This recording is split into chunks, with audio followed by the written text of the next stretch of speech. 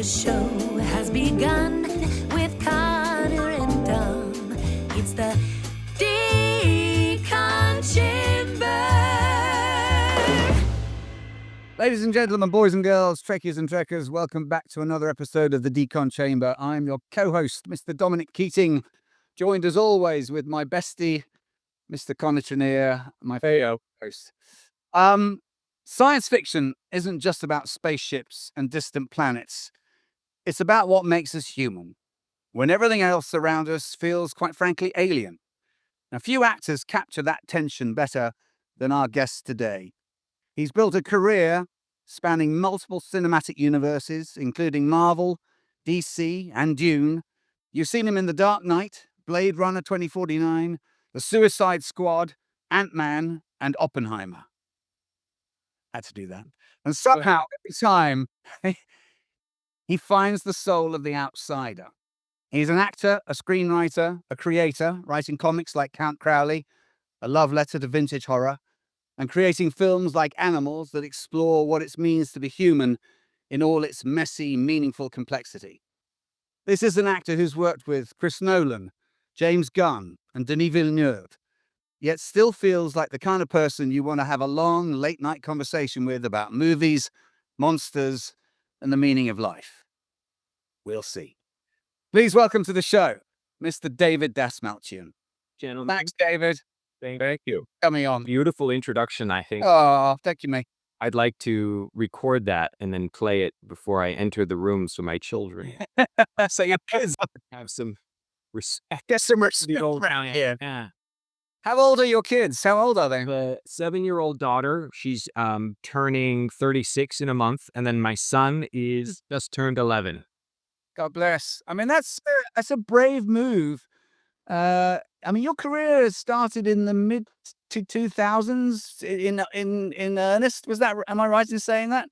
So my first, 2000s, I was a theater actor training very seriously in Chicago in the 90s, and then I lost my tether on reality, you could say, connection to anything that could have been like a proper journey through the stage, because my addiction to narcotics got so out of hand that I basically lost what was to be a promising theater career that was really starting to bud in my You managing to be a functioning actor at that time? 20s, or early 20s, mid 20s. I was highly functioning junkie who just believed I would be able to do it for the rest of my life. And then, of course, I didn't have unlimited resources or the luck maybe of some of the people, my literary and rock and roll heroes, who had the, I guess, benefit of knowing that you don't have to always pay the rent on time. So I ended up living in a car, leaving acting, got clean, didn't know I'd ever act again. By the grace of good friends, theater directors who pulled me back up on stage, including a friend who did a really wonderful production of Oscar Wilde's Salome. I got back on stage. That led to casting directors taking note of the fact that I was not, in fact, dead, as many people believed. And then I got to audition for, commercials. Started doing TV commercials with some top tier directors. You don't realize often. I don't know if it's the same. The commercial landscape's changed a lot, but back in the late aughts, it was like 2007, 8, 9. Some of the really fine independent filmmakers were shooting commercials for, Burger King or whatever. And to work with some of the best, one of the best, in my opinion, who really helped me on my path. And then I got, this mythologically lucky, out of a 1 in a million chance to be in Chris Nolan's The Dark Knight, which came out in 2008. And I had a small but really special role that it was like all of my dreams come true, getting to be in Legion with my favorite comic book character, getting to work with one of my favorite directors, my first time being in a feature film. And that launched what became my moment of saying, I'm doing this now. This is going to be my job. Come hell or high water, I'll collect all unemployment, live on ramen noodles. And I did that from 2009 until about 2014. So 5 years, I was just eking by, but I didn't care anymore because I was clean. So I knew that even if I couldn't pay the rent on time, I was trustworthy enough that I would get it together. And How hard was it for you to get straight? It's not, I mean, here's one of the tricky ones. couple years of relapse and rotation, like this revolving door of I'm ready, but maybe a bottle of wine isn't gonna hurt. Oh, I'll buy a bag of weed, it's not gonna hurt. And I'm one of those addicts who's so deep in the depths of the disease that like you give me a one puff and I go, I can do this. Within an hour, my brain is like, no, you just wasted it.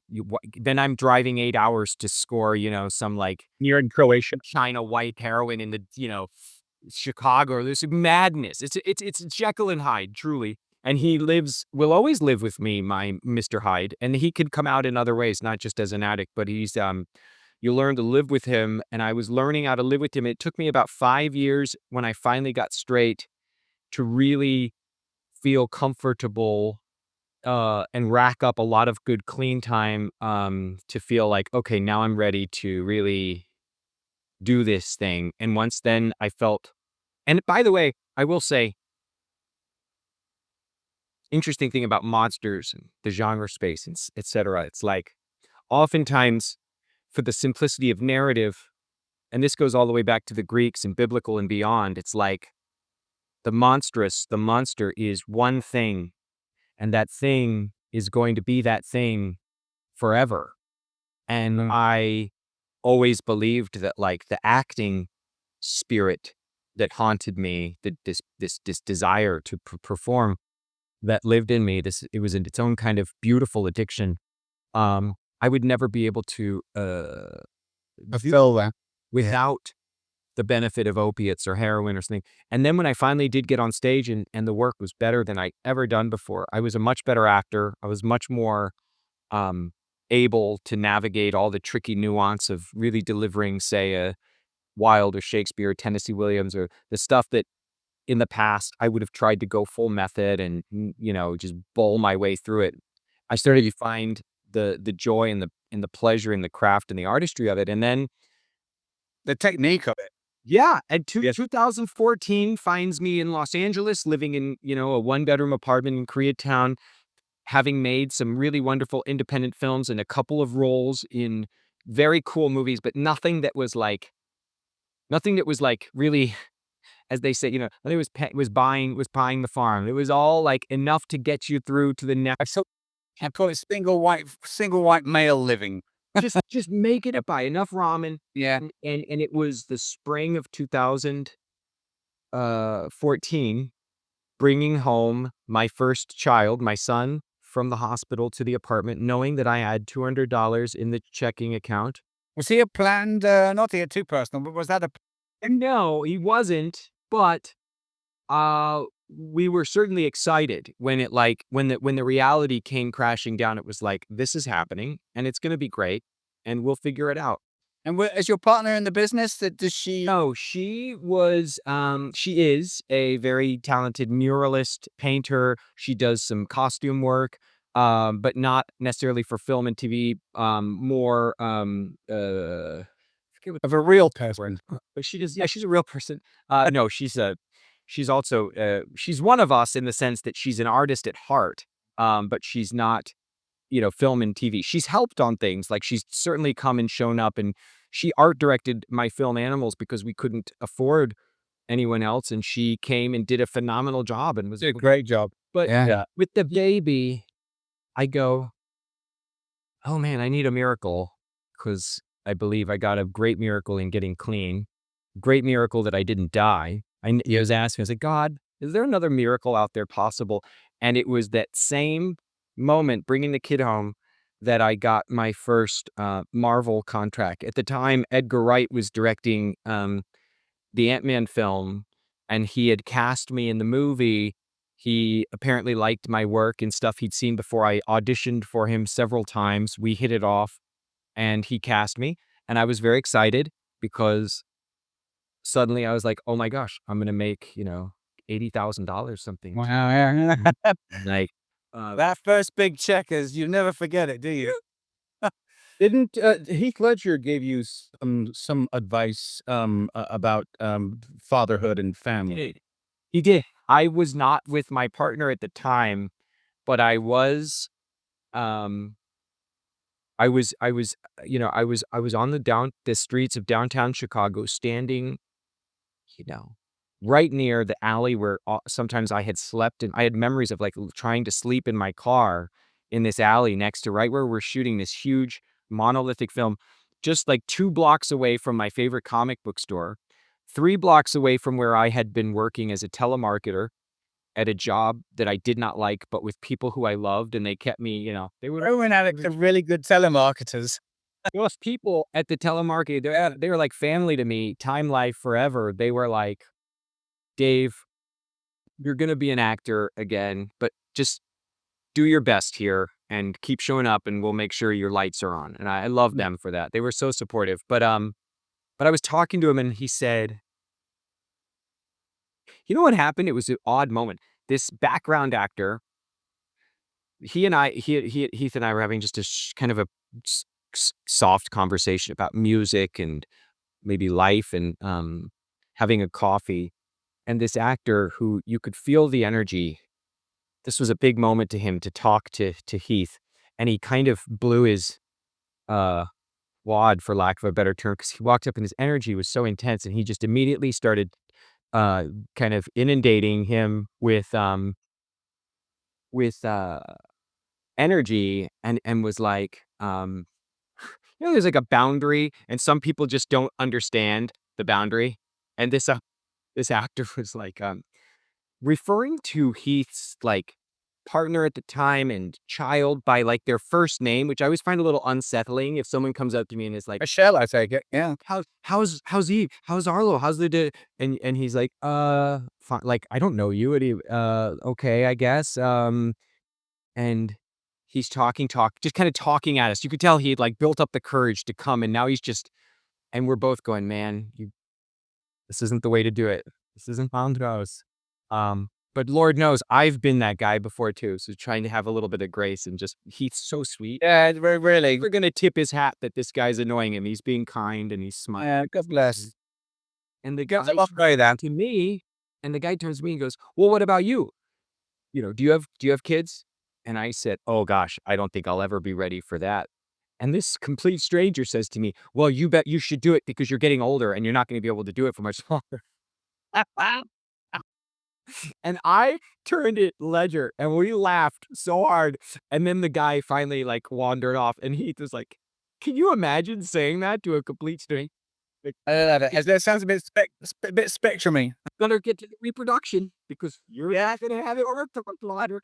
And so I have X-ray vision. I can see your lads. They're not good. and I did say something to the effect of like, "Yeah, I don't think I'd ever be ready for that." And he said, "You'll never be ready for it. It'll happen, and when it happens, you'll be ready, and you'll be prepared for the moment when it arrives." And then when the moment arrived, I met the moment. I wasn't a perfect father by any means. I'm still not a perfect father.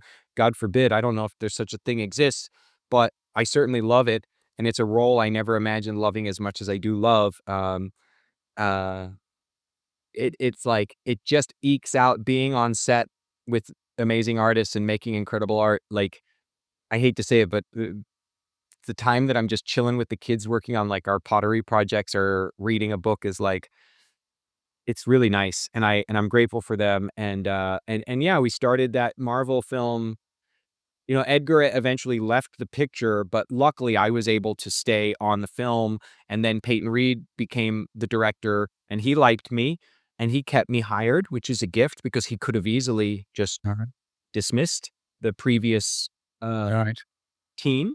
Iteration of it. Yeah. Yeah, but he and then from that point forward, it wasn't smooth sailing by any means, but the way that the bubble started to expand, I kept working really hard to create and tell my own stories, while trying to do my best every time I got an opportunity to show up to work with the director, if it wasn't, Peyton Reed or Rob Savage or Denis Villeneuve or any of the incredible artists who've let me come play in their sandboxes. you got two things if you're coming from Kansas and a kid like me with no connections in Hollywood. You've got your reputation and relationships. And I felt like I want to be that actor that shows up time and time again. He's got his lines memorized. He knows how to help,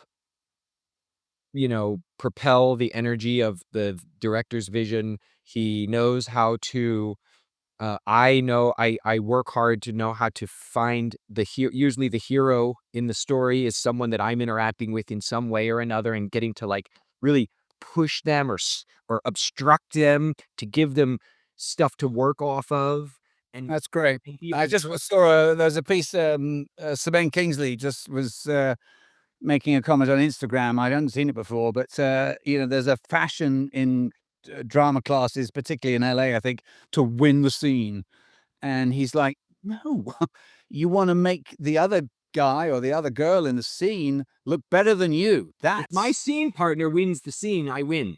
yeah, Yeah, Especially exactly. those Exactly. I yeah. have no illusion. I heard that, I read this, actually I saw it probably on Instagram, that early on in Tom Hanks's career, he was told, listen, know your lines, show up on time, and have an idea. Have an idea. Yeah, that's his. And he was like, I could do that. Yeah, I can do that. I have lots of ideas. Luckily, it's something that comes to me instinctually as an actor. Like you give me a piece of text, ideas start to flow, unless it's one of those real puzzle pieces that I need someone to really lay it out for me, which tends to be usually in like the O'Neill, Shakespeare, that world. But even so, I still feel like the ideas start to really germinate in me, and I bring them and I know that 5 seconds into the day's work, the stunning realization could come to me that I need to take that idea and leave it. Let go. But if I come in with a strong feeling and an instinct about something, often it will find its way into the director's vision, and then they like that. They love it when you can come in not attempting to dictate or take control, because real creativity, even from the director's place, is not about control. It's about guidance. And I always have believed that because of my background in theater, I'm there to serve the writer and the director ultimately. And so I want to. Isn't it funny how at some point, and I realized this literally 2 days ago, where I'm a big fan of The Iceman Cometh, O'Neill's play. Mm. I have I not could get to do realized Hickey. Actually, I wouldn't be a good Hickey. I'd be there's so many good roles in that. so many great roles. The drunk who only comes up about every 12 hours because that play's 77 hours long. Yes. Yeah. But we were actually talking to Walter Koenig, and I read his book in preparation for this, and he lived in New York just at the time when the Iceman, actual Iceman, would come and, deliver ice. And then there was a change in the, technology of all that kind of stuff. And then realizing how vital the Iceman was in people's world. yeah. So I found myself a little perplexed by The Iceman Cometh always, because it's such a huge piece that, and when you can narrow it down to something and go, I can play that. All right. I can play that. The reality. It's the gift. I'd love to put Iceman on stage at some point. Obviously, they did it a few years ago to a great acclaim with Brian Dennehy and Nick Lane. They did it when I was in college with Kevin Spacey. But I would love to do. There's a great classic, legendary play called Peer Gynt, which I would love at some point if I could get the resources to have it put up on stage with, like, imagine it done the way that they do, like, because I really love The Cursed Child. Have you seen Cursed Child on stage, the Harry Potter musical? It's phenomenal. But the technology mixed with stage magic that they employ in these kinds of shows these days, I mean, big theater is still mind-boggling, right? Wicked, you name it. So imagine Peer Gynt. I know it's not a commercial play that's anybody's going to want to invest millions of dollars in, like, that kind of stage, but what if I could, like, become so successful that I could, like, somehow get the money people to, like, go, okay, we'll take a chance. We'll do, like, the crazy phantasmagorical. Oh, there's an ocean. There's an ocean. Oh, I mean, Speaking of money, done it with Tempest. I think I heard that the design on the Tempest that's been running in London was like supposed to be incredible. So, where did you find the money to make a film like Animals, which you wrote? Animals. Chris Smith was the director who was directing me in the TV commercials, and he read the script and he said, "This is phenomenal. I think you should make this." And with his blessing and name attached as a producer, I got Mary Pat Bintel, who is a phenomenal independent film producer, and she and I and our director and a couple of other people put together. Basically, I was making all these short films. I was doing all this work to try and show people that I could do something um, cool, even if it was low budget or no budget. So we put together a presentation that we took to dozens and dozens, maybe 150 people, it's like, hey, Dom, do you by any chance have like a rich uncle who's a dentist, or, Connor, do you know anybody that like maybe won the lottery? And you ask all your friends and they go, I've got this uncle who's this, or I've got this friend who's this, or I know a person who's this. So people that have some cash, you go to them and you present this thing, kind of the way the Coen brothers talk about how they were able to go out and put together a movie like Blood Simple, where you say, this is our vision. To me, this is a very important story to tell because it's about the dependency that people have on one another as much as they do on addiction and drugs. And it's a complicated story that needs to be done in the independent space because I'm not interested in preaching or telling people the answers. I would like to ask some questions and then let the audience draw their own answers. You will most likely not receive any profit by investing in this film. But what we could promise you is your name will be a part of a film that is meaningful and significant and that could potentially touch people's lives. We guarantee you can come to cool film festivals.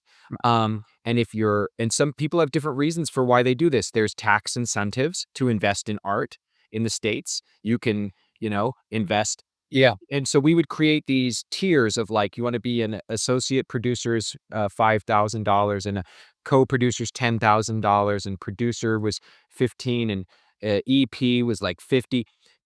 And just slowly but surely over the course of about a year and a half, we were able to start building the relationships. And I have a couple friends out of Chicago who know people. And our composer had a family member who ended up being an angel investor for us who like really came through. So like, that's how you do it. You don't take no for an answer, and you go, we're going to make this thing come Miller High. You hustled. I mean, you really did. We budgeted at $500,000, and that was low end. I was only able to raise $185,000, and we still made the freaking movie. You made it. Was it in Vancouver? It looked. No, Chicago. Was Chicago? Yeah. Good for you. Thanks. I'm impressed. There were so many little moments in that film that, I knew spoke from the truth of your own personal experience. Particularly, I mean, when you both score the first time and you go to the diner and then you just go to your own restrooms. It's like you're on your own and I'm doing my thing. I knew so well. Any lovers or partners I may have had in my using days, we had so many. You're creatures of habit. You are animals of all are. I'm still an animal of habit, the way I wake up in the morning and the routines that I go through. But when sucks it up to, and I'll say this to bring it, kind of full circle to our conversation today, because I know where your passions lie, at least in some of the stuff that you guys like to talk about. I've always believed that whether it's, Tennessee Williams' The Glass Menagerie, or it's Sam Shepard's Buried Child, All right. or it's Christopher Nolan's Oppenheimer, or it's Christopher Nolan's The Dark Knight, or if it's Denis Villeneuve's Prisoners, or if it's Denis Villeneuve's Dune, or if it's Ant-Man, or if it's The Boogeyman. And this is something I love about Vincent Price, and I believe many other artists who I admire, like Lon Chaney, his son, Boris, certainly artists like Peter Lorre, and then in the more present era, I think artists like John Turturro, Christopher Walken, Charlize Theron, Meryl Streep, people who, no matter the freaking genre, we're going to make a science fiction film. Look at Sigourney Weaver's performances. as written. Yeah. Never once is there a hint of I'm making a genre picture. Like, to me, Yeah. it's the ultimate dream. If I could bring what I was able to, like, concoct for Tom Wingfield, let's say, because that was one of my favorite theater experiences, into a cosmic horror story. I love cosmic horror. Or let's say I got lucky enough to be a part of uh, some burgeoning Star Trek franchise or whatever. I just think you take the work with the exact same approach and style. And Yeah. I'm excited for you guys to see Murderbot, which is coming out soon on Apple. You've got that coming out, haven't you, for Apple, right? And it's, people could go, what is it's about a sentient AI, like a robot? Is it you're on a planet, lasers? And I'm like, oh, you have no idea. We get you can go so deep into the existential experience of mankind through the power of genre and science fiction and horror that in a way I almost think you can't achieve in other things because people are so aware of theme with say drama and with genre. Sometimes the awareness of theme, they are so distracted by the power of the imaginative storytelling, like in a great James Gunn film. You get so carried away with the mise en scene of Guardians or Suicide Squad or Slither, or let's say the upcoming Superman. You get transported. You don't even notice how these very important themes are touching your heart, breaking your heart. You mentioned that they're universal, and it's taken my fiance, who's very much into this genre, to sort of educate me as to this is not for kids. It's got an adult a backdrop to it all, and as you say, these are grand universal themes about human condition. Yeah, well, you mentioned David Frank Herbert's Dune, and in an interview, you were talking about how, like, it's not just one or two layers. There's like 4 or 5 layers of how these characters are responding to their universe, and I think that's the gift of science fiction. The great wonder of science fiction to me is that because we're telling these stories that are human, in an environment that is pardon pun, alien, that there's almost no rules. The only rule is connection and story and truth. Read anyone who's watching this, and I'm sure Did you read Dune, by the way? What's that? Did you read Dune? I had read it twice before, didn't Right. or in the years past, and I was gonna say, to me, Dune is just great literature. It's not just great science fiction. It's great literature, and when you read the works of a Herbert or an Asimov or you name it, Bradley. Yeah, right. Yeah. I think too about dimensional storytelling and character. These artists tell stories in like 5 dimensions, which is I think what you're saying I had been quoted for in before. Um when you read Dune and you're given all of these different characters' perspectives and points of view, there's so many layers of nuance and complexity, and that is what a gift as an actor to go back and having Were you a, had some familiarity with the stuff.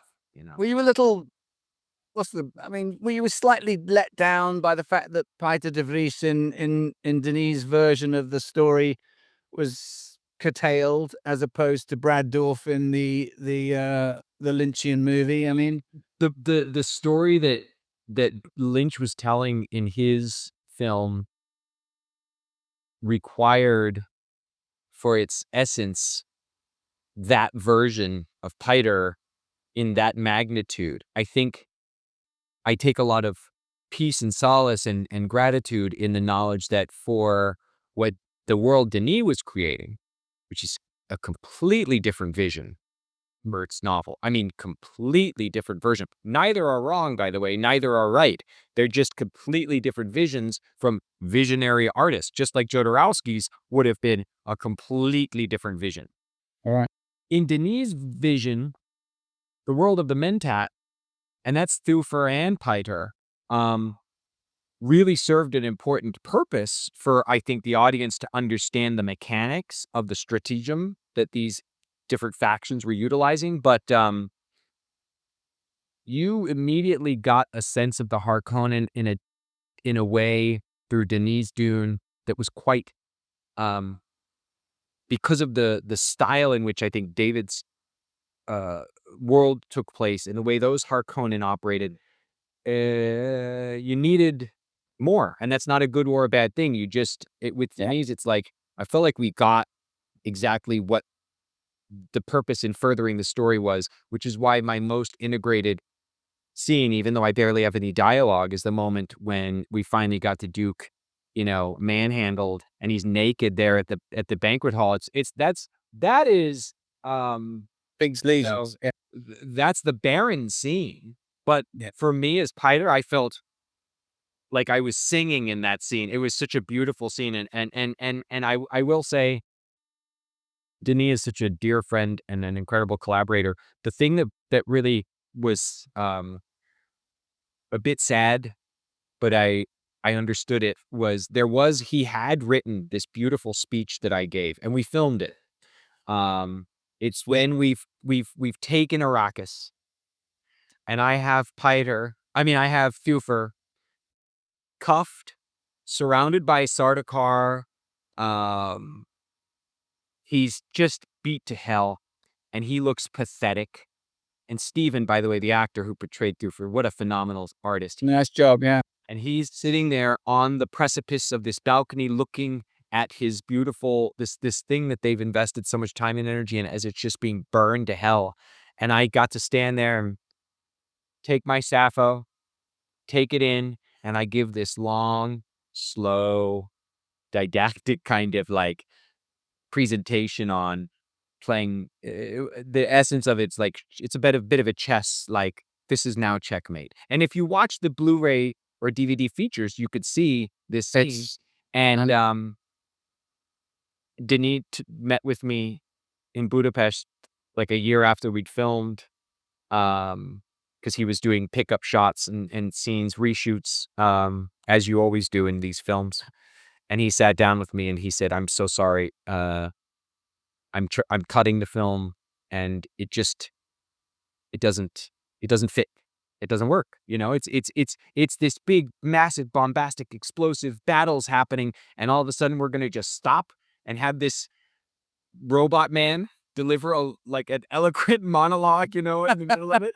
Right. And I get it. I really get it. And that's props to Denis, because many times that happens to actors where you've given your heart and soul for maybe a scene or a performance. And I've had friends, this is a true story, who went to the premiere, were invited to the premiere of the feature film, sat there, watched the feature film, and they've been entirely cut out. Yeah. And they never got the call. I didn't. I was almost in Almost Well, I had a good 3 scenes with Kate Hudson in Almost Famous. That bit when she's at the Plaza Hotel and he comes back and finds her all. The scenes that the film that he shot, she'd met this British band, and I was a heroin addict, and we were shooting up in the bathroom. We had 2 or 3 scenes in the suite, and she then passes out, and we leave, and then he comes back, and I went to the premiere with a girlfriend, and I nudged her on, "I'm coming on." Our wonderful executive producer, Mr. Dave Tabb, is in the house today. God bless him. Thank you, Dave. Thank you, Dave. Thank you very much. Thanks, pal. It's good to be here. Hey, everyone. Connor here. We just want to take a moment to thank you so very much for tuning in and being a part of the Decon Chamber family. Your support keeps us going, and we couldn't do this without you. And if you love what we do and want to help us even more, please consider joining us on Patreon. You'll get exclusive perks, behind-the-scenes content, and even opportunities to chat with us directly. And don't forget to check out our awesome merch. Because who doesn't want to rep their favorite podcast in style, baby? Every little bit helps, I promise you. And we're really very, very grateful for all of you who make this show possible. So thanks for being there. And please enjoy this episode of the Decon Chamber. No. Whenever I go make my own movies like Animals or All Creatures Here Below, I'm getting ready to make a couple of indies that I'm so proud of. Whenever I'm working on my own stuff, I help produce and write on the Boulet Brothers Halfway to Halloween special. We're now working on other stuff. I always end up bringing friends and family into it, right? But I had like one of my early mentors from community theater in Kansas play a role in one of my films, and then didn't work. It's just a scene we didn't need it. It didn't work. It cut. So I called her and I said, I'm so sorry, but I think. And there are a myriad of reasons. I feel obligated to let folks know if they've been locked out. Well, yeah, obviously with I could have some producer at least make the call, right. The bigger budget, I mean, like if you think of a novel, it's the same thing. And like, you finish a novel, you've got a good editor, and the medium that we work in, it's really theater is the actor's medium, and film and television is the director and editor's medium. And you're there to tell the story and serve the story. And if in your vision of that story it doesn't work, as hard as that may be, you've got to cut it. Yeah. At what sort of point, David, did you have to stop auditioning and your just work is known and it's offers only now? Are you there? I have reached that place. I've reached that place mostly when something comes up that I hear about and I say, I want to be a part of it. I used to use just myself. I was without formal representation except for my attorney and my publicist from 2016 till about 2021. That's Then quite I finally found, what's that? That's quite a brave step to take. I mean, yeah, share my Did it. Address on IMDb Pro. I put my email address on Right. and I said, I'm tired of feeling like I'm doing all the work and still handing away money, and I got to figure out how to make this relationship fit into my business model. So thankfully, I found really good partners with my management team that I work with now at Atlas Artists, and so I'll call my one of the people that works with me, my manager, and say, Right. do you know anybody working on this? But in the past, I would cold call an office. I'd call a casting director. I'd say, and that happened to me with Last Voyage of the Demeter, or Demeter, as some of us say. And I heard it was being made. It was a story. I used to say Demeter. I used to dream of writing a film based on that chapter from Dracula. I thought it would be Alien on a boat in the 1800s. So it turns out my attorney also has a relationship with Andre Overdahl, the director. So I sent a letter. Andre was very gracious and said, I'm a fan of your work. I don't think there's a role in this one for you, but in the future, I'll keep you in mind. And then he came back a few weeks later and said, there's actually this role of this Polish sailor. You'd need to bulk up, and it's, kind of different than anything you've done, but I feel like you could, do something really interesting with it. Would you be willing to tape an audition so I could show it to the producers and the casting director? And I set up it was so fun. I set up the backdrop and I did like 3 long scenes. This was during the pandemic. And I got that part. Yeah. I auditioned for a role in I didn't get in very cool show, Fallout. Oh, yeah. Yeah, I don't know. Right. It's not. I don't think it's come out yet. The second where I'm just watching it. Run. At the moment. Yeah, it is a cool show. I have to say. Cool. I was like, oh, I want to be on Fallout. So they were like, okay, throw a tape on for this character. It was a very cool character. He was really weird. And I did it. And then Were you a vaulter or were you an upstairs guy? Do you remember? He was an upstairs, like An upstairs. Yeah. Thing, right, good. So nose missing and whatever. crazy. But I I've been very, very, very, very, very, very, very, very, very lucky that in recent years, a lot of, if not almost all of the work is incoming. And then you just try to be respectful and gracious of people's times and read as fast as you possibly can. And then you have to make a decision. You go, is it a money job that I can at least know that the people I'm going to work with? Because the one no on my list is not like, if I don't love the material, but I love the people, great. Right. As long as the material is something I know I can offer something, Right. I'll consider and get interested. But it's the people. If Right. if there's a reputation that somebody's cruel or disagreeable or difficult to work with, that's the only thing anymore that I'm like, I just don't have the tolerance or time. That's become it's not a new clause, but when I first arrived in LA, and that's a few years back now, but the new clause was, life's too short, and I'm not spending 7 weeks with, and Can't do it. Even if it's the promise of like, you might get a big award for this. This could be a big break for you. It's like, there are enough wonderful, loving, supportive. yeah, but it's awful when you're on set and you just can't wait to get in the car and drive away and get the hell away from that. And think about it. I've gotten to work with the top tier directors and You really have. have the capacity to create a space that is safe, that is. Can you tell me, I mean, someone like Chris Nolan, I mean, what is it about this chap? He literally lives around the corner from me. I could throw a bag of weed with a stone in it and hit his roof from where I live. I see him walking up in the canyon a lot. Tell me something about Chris that you go, yeah, this guy's eye is. He's just got that singularity of vision that is so powerful and clear that he has no difficulty. Directors are communicators. Great directors are great communicators. They're great visionaries who can communicate the vision. And I can watch him in the midst of a wild storm of movie stars and great camera equipment, incredible cinematographers, and all of artists at the top of their field with giant crews on wild schedules with crazy, moving pieces. And he's got a calm peace, if that's the right word, about him, a focus that's like the great general standing in the midst of the battlefield who can look at his vision and go, that there. We need that division there, yeah. And you as an artist go, oh, babe, take me. I'll go wherever you need me to go. Yeah. It's nothing more terrifying than being in the battlefield and then looking That's trust. and they're like, what do you think we should do? I was going to say that, as actors who've had some success, we're given gifts.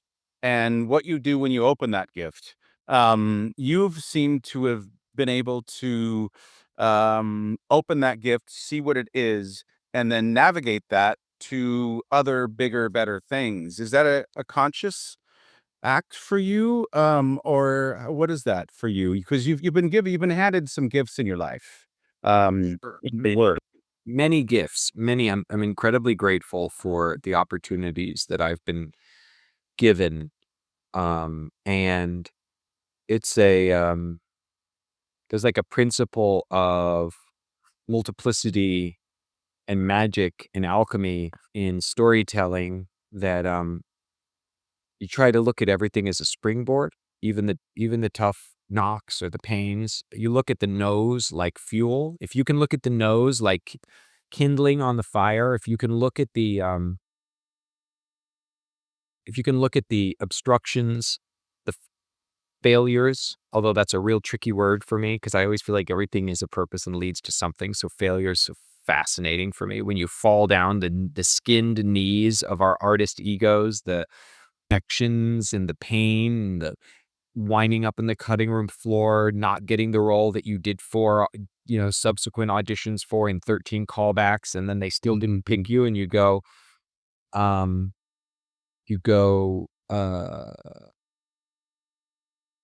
have no control. Yeah. No. What I have control of is when the yeses come, when the opportunities come, I can step in and do enough work on myself as a human that I pray that my ego doesn't start to get tricked into believing I'm somehow entitled to this stuff. So therefore I can continue to try to create work at the highest level so that the people I do have the honor and privilege of being on set with go, let's do more with that guy. And then with all the pain and the heartbreak, not doing enough work on my ego to not take it personally. It's so tempting to take it. Very difficult. I recently lost a job, a massive role in a massive franchise picture that I love. I'm a huge fan of the first one of these, and they're going to make another one. And it was an opportunity for me to come in and just go to town. And there ended up being a scheduling conflict. One day, just one day, and One day scheduling conflict, and they couldn't figure it out. cost me the whole job. And I spent a day just kind of stumbling around New York City, feeling the feelings of, damn it, that hurts. I had spent months kind of gearing up and getting excited and building the character. I was getting ready to go start, and you can take that stuff and you can internalize it, and you can think about yourself as the center of the universe and take it personally. Mhm. Or you can recognize that for some cosmic reason that I'll never understand, for powers greater than myself that I have no capacity to comprehend, it just happened. It just happened that way. And some point, I wouldn't be sitting here with you guys, talking to you guys, and maybe something I'm saying, like I wouldn't have been able to do anything this month. I would have been shooting around the clock. And maybe You can't say what this was, I take it, at the moment. No. now, someday I will. Right. But Are there a couple of actors in your gene pool that if they don't get you, they get him, or the other? I think about that. I go, because I know many actors that always say this to me, like, oh, so-and-so always gets my roles. And I think, I don't know. I think I fit in my own little weird David Dastmalchian box. But I will say that maybe I was meant to sit here with you guys today. Well, that's Something that I said had some value to someone who's going to watch this. And if you are watching this and you are struggling with addiction, or you feel like the world's out to get you, or you're feeling like, you want to give up, look at this weirdo character actor sitting here in front of his fake fireplace, sober now almost 23 years, living life on life's terms, still feeling depressed most mornings when he wakes up, still feeling anxious most afternoons when he goes in to record podcasts or goes to meet, someone for a coffee. Yeah. And yet Yeah. still able to do it without harming myself or others. So I concur. we're David, where do you think that comes from? the miracle, the gratitude of I nearly died. I nearly lost my life. I've made huge mistakes. I've caused great, pain to myself and others. Mm. And I have an awe and a regard for, like, there's so much beauty in this life, and I know it's hard to see it sometimes. I know it is. Trust me. There is a lot of beauty. It's really, Yeah. and it can be just for me for many years. It's not all been Hollywood and premieres and award shows and being on cool sets. There was about 5 years there where it was going to a therapist, going to support group meetings, taking a train to a job that I didn't like, making it home at the end of the day and having enough money to get a couple of comic books and be able to rent, because at this point I was still renting DVDs at my corner video or DVD shop in Chicago, and rent Event Horizon for the 1000th time, or rent, Maniac Cop, or rent whatever was going to give me that, like, having that thing to look forward to, which was a Totino's oven pizza and a rented DVD almost every night. Yeah. When that is enough, Yeah. when you come to the realization and understanding that that's it, it's Well, when you take into consideration half the world doesn't get to eat before they go to bed, if they go to bed. and how many people at this moment are under threat of violence, suppression? Look at it. They I know. waste. They can't get water. There's many people on this earth. I can go and just turn the sink on and let it run. Yeah. And there Yeah. are Till it gets hot. that would kill for fresh water. Yeah. So that helps. Yeah. It certainly helps, but And it also gives us the time to be in our head when you don't have to worry about, filling the fridge with food or, getting water. And for some of us, myself included, this can be a bad neighborhood. And do you still go to meetings? Do you still work a program? twice a day. Good for you, man. I mean, I do most of it all by Zoom these days, thanks to the pandemic. But I have a home group. I have a home group, and then I have several splinter groups. And like tonight, I'll be doing a big book study group, and it's important for me. It's The community of it is really, the working of the steps. Yeah. For anyone who's familiar, step 10 too is like a daily. You're just doing spot check inventories and checking in on myself. And one of the most valuable tools that comes out of sobriety and 12-step living is anytime I face a circumstance regarding a situation or another person that makes me uncomfortable, angry, agitated, resentful, and it happens a lot in my life. It takes this great gift and gives it to you called the holy pause, where I stop and I breathe. It's a practice. It's just like doing yoga. It It's is. a practice. Like it's a discipline. But I stop and I breathe. And then I do this spot check inventory where I go, what's the person or the thing what did they do? Mm. What does it affect in me? Mm-hmm. And then the most important part of that, what's my part? Right. Where am I in this? Yeah. And not as victim or self-pity or justify, literally, what's my part? How did I contribute to us getting to this spot? And if I do that 96% of the time, it ends there. Because then I realize, I don't really need to take any further than that. And I love You asking, just change your reaction to it. That's the only thing you can change. does this need to be said? Yeah. Does this need to be said now? And does this need to be said by me? Mm. As a storyteller, also, really good questions. And I mean, if you're telling a really great, like I like to write in the genre space and I'm writing something science fiction or horror, I think, does this line need to be written? Does it need to be written right now? Or is it just because I'm thinking of some cool, wouldn't it be cool if an eyeball slowly like grew out of their mouth? As soon as I'll wake up from a dream and I go, oh, the eyeball is going to come out of their mouth and it's going to grow and grow and grow. And then I go, okay, well, does that need to happen right now? Why? He was spending too much time with Brian Fuller.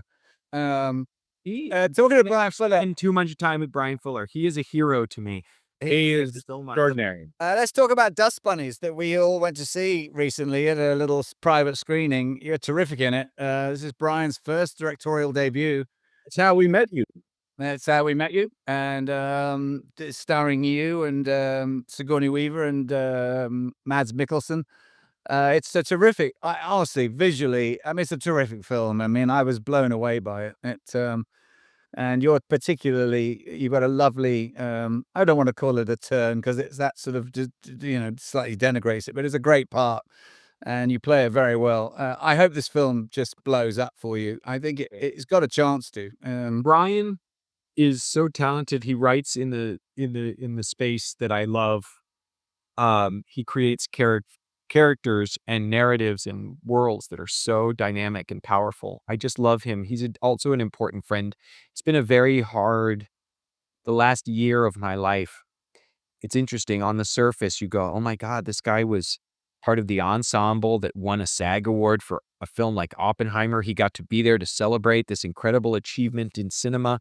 He reunited with his favorite director who gave him his first break. He went on to make a movie called Late Night with the Devil, which was a micro budget indie that blew up. I love talking about. We know seeing that. I've written Count Crowley, Knights versus Samurai, The Creature Commandos, The Headless Horseman, DC Horror Presents. My new Venom book just came out this week. So people, and then went and shot a show for Apple that's called Murderbot, which I'm so proud of. I got to work on the Netflix live action adaptation of One Piece in South Africa with my kids present. All of this stuff, everybody through the lens of Instagram and elsewhere goes, oh my God, David, you're having your cake and you're eating it too. Genuinely, 2024 could not have been more painful, difficult, or hard personally, internally for me with some of the stuff that I was going through psychologically and personally. And I just say that not to get anyone's pity or anything like that, or because I'm so grateful. And I didn't relapse, and I didn't harm myself, and I didn't harm, others. But Brian Fuller, like, took me in his magical wings as a friend and just held me, as did others, through a lot of it. And I'm very grateful for him as an artist. And that's why his stories are so powerful. He's got a deep humanity that is. It sure does. How do you know each other? We met at the premiere for Blade Runner 2049. He was there just as a fan, and he was friends with some people. And That's what I love about him. He first and foremost, he's a fan. diehard fan. Diehard fan. Yeah. We met. I was a big fan of his work. Our friends, Emily Gordon and Kumail Nanjiani, mutual friends, said, "Oh, you two would like each other." My friend Aaron Abrams, who was on Hannibal, had always said to me, "You've got to meet Fuller. You two are just going to hit it off." And everyone was right. They just knew that we would become little Yeah, he's a sweetheart. together. Yeah. Yeah, I'm very, very, very honored to know him. Let's talk about the Late Night with the Devil. What a piece, mate, and what a performance. Fantastic. You made it in Australia, I think, It was because all those other actors are Australian. I was amazed. It was filmed in Melbourne, and it was so Roy Lee and Steven Schneider have a company called Spooky Pictures. They were brought to film by this Australian team of filmmakers, and it was just such a joy when I read the script and I said, "Yes, let's go do this." And we shot almost the entire film on a stage in Melbourne at the Dockland Studios. Oh yeah. And Colin and Cameron Cairns, the writer-director brothers, they had such an incredible vision. They had such a great team around them. I mean, What kind of money was it made for? Because it looked expensive, but I can't think that it was. no, it's $1 million. I mean, it was That's what Connor and I we were like. It was either 1.5 to 2. Yeah. exactly. Yeah. There's a lot of screen on there for that money, I have to say. And yeah, it was engaging and engrossing, and you're terrific in it. And dare I say, I mean, how do you feel? It's a real human character. You're not wearing polka dots. You're not wearing. I'd never gotten to play a role like Jack Delroy before. He sings to a tune that I'd never gotten to try before. He dances in a way I'd never gotten to choreo before. It was so fun. What a gift as an actor to have. It was a great. You really hit the beats, mate. And just do a lot of studying when you get a role like that. You go and did you look at Leno? I saw a lot of Leno in there. you watch Leno, you watch Carson, you watch Cabot, you watch Don Lane, you watch Letterman, you watch Conan, all of those, All right. And then you just do your best to and what was exciting to me too is, like I was just telling you, on the outside, 2024, people were like, "Wow, David, best year of your life." On the inside, you're experiencing something quite different, and it doesn't benefit anybody for me to be on, Instagram being like, "I'm excited about this movie coming out. I can't get out of bed right now because I'm feeling so morose." But I do want to be honest and authentic with people. So there's a juxtaposition, a paradox that goes, I don't want to be some bullshit that's out here going, "Life is great. I am making movies and making money." And oh my God, that means happiness, because that's a capitalist bull ideal anyway, that we all know is one of the biggest reasons I think so many people are so sad and sick in this world. They find the things they think are supposed to make them happy, and they get the cheese, and then the mousetrap just slams them even harder. And I was like, Jack Delroy is in front of that TV screen every night on American televisions, just charming and he's witty and he's fun. And as soon as the camera's off, here's a guy who is yet to mourn the loss of the love of his life. He's yet to mourn any of the deep pain that he's feeling. Yeah. And obsessed with the fame and success of this, dare I say it, bull show. I mean, no disrespect to night owls. I mean, it's all But it's not saving the world, you know. crazy. It's crazy. And so then I got the chance to portray a character who is two faces. And that's what we all are as actors. I mean, or many faces, you know. I mean, I have 1,000 faces, but you try to be as authentic as you can, while at the same time my job is often to present and to perform.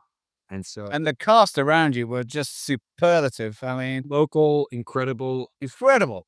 I mean, they must speak American dialect in Australian schools now. I mean, Incredible. I some of their, New York and Chicago dialects were better than mine, and I lived in both of those cities. amazing. Girl, Ingrid Torelli, Really, she as Lily was just wow. she's incredible. She's going to do some stuff, that girl. You know, I read, it's interesting. I read that, it was like Rosemary's Baby meets Network, yeah. Yes. which I agree with to an extent, but I kind of find myself objecting to those things because it is its own thing. It's its own film. It is, but I like that. What helped us with it was Kevin Smith who said that, because he saw the film early. Oh yeah. He went on his, social media and said, "I just saw this movie. It's so great. You have to see it. It's like Rosemary's Baby meets Network." And then you know what you got to do when you make a movie, and especially if you don't have like a big marketing budget. And we had the best marketing team with IFC. I swear they went bananas with this. They were so creative and thoughtful. But it's like you have to start the story just in how you entice people to come in. I liked that start. I thought, what is it? Was it a montage? Yeah, I liked it. And Michael Ironside doing the voiceover. Yeah. I know Michael. I've worked with him. He's a character. But and it was a great. I said, "Oh, him." He just went into a booth and recorded that for us. It was he killed it. Yeah, he did. Yeah, and it really drew you in. I mean, by the time that the backdrop was set, it was like, okay, now I'm interested in this, and I've liked the fact you said it in the 70s.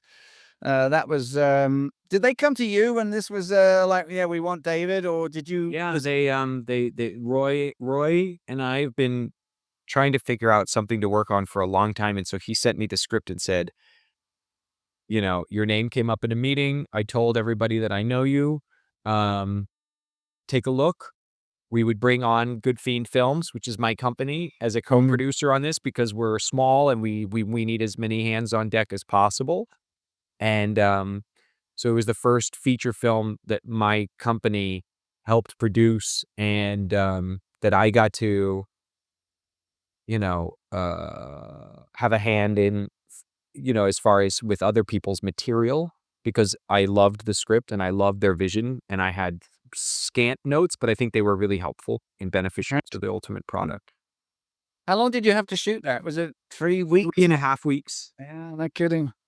So there's a lot of filming there with long days, and yeah, but very rewarding, I'm sure. And everyone seemed to be just on their game. I was impressed, mate. They're very, very good stuff. I do have to say, I wanted to say this entire time. You have been told this, I'm sure. The resemblance you have to Christopher Lee. Have you ever considered writing or Puts the computer down, and that's the end of it. I will say, I have asked my management to reach out. Let's say, there's characters he portrayed that if the younger version got to be integrated into maybe a galaxy far, far away or something else, I'd be like, I would really like a chance to take a swing at embodying one of the characters that he manifested, in a younger iteration, or even in the Tolkien space, Yeah. Or it could be stories told, which was fascinating. prequels, but his life was absolutely fascinating. His obsession and his experience with both the military, his relationship with his family, his interaction with genre pictures, and his tenure at Hammer. He's a big hero of mine. I've always admired, loved, and respected him. In all of his films I own, on 4K if I can get them, steelbooks and Blu-rays, and I love to watch him work. He brought so much depth to even his very, small amount of dialogue Dracula performances, and something that's all done with face and eyes. That's what I grew up with, was the Hammer, him in Hammer films. Yeah. Yeah. Mum and Dad would go out for a steak dinner on a Friday night, and I'd be about 11, and they're like, "Be in bed by 9:30." Yes, Mum. Well, from me to you, that's a high compliment. Thank you. Yeah. Thank you. Yeah. Well, it's just been a joy. We don't want to keep you any longer, mate. It's Thank really you so much. I want to say really quick to you both and to your audience, like, please, come May 16th, take a look at Murderbot on Apple Plus. It's Right. inspired by the novel series by Martha Wells, which is an incredibly beautiful, complex series of stories about this fascinating character who Alexander Skarsgård brings to life. I get to play Garathan, who is an augmented human, which means I have access to data portals that really inform my relationship to Alex's character, the Murderbot himself. And I'm really proud of it. It's an experience that I had as an actor, like I said, going through a very difficult time, mentally struggling with insomnia and other things. And I'm really proud of what we made. I think I look forward to you're seeing it, mate. really, think you're gonna really have a very It couldn't be more timely. I mean, I was watching 60 Minutes last night. That British scientist, Demis Habbibus, who won the Nobel Prize. I mean, this AI thing is, we have no idea where this is going to be in 3 years' time. I think he said people are gonna be marrying AI. Yeah, Wonderful. it's going to be amazing. And he's talking about, the end of disease, which, yeah, at my age, I'm like, okay, I'm bringing it on. But thank you guys for wanting to chat with me, and you have a wonderful rapport and great show. And Thank you, mate. let's Well, do it again sometime. I'll tell you, when Murderbot comes out, and maybe Dust Bunny, maybe you and Mads will come on, and we can have it to do it again. I'd love it. to. It's been really lovely getting to know you. You're a class A act, mate. I can tell. Yeah. That was great. Thank you.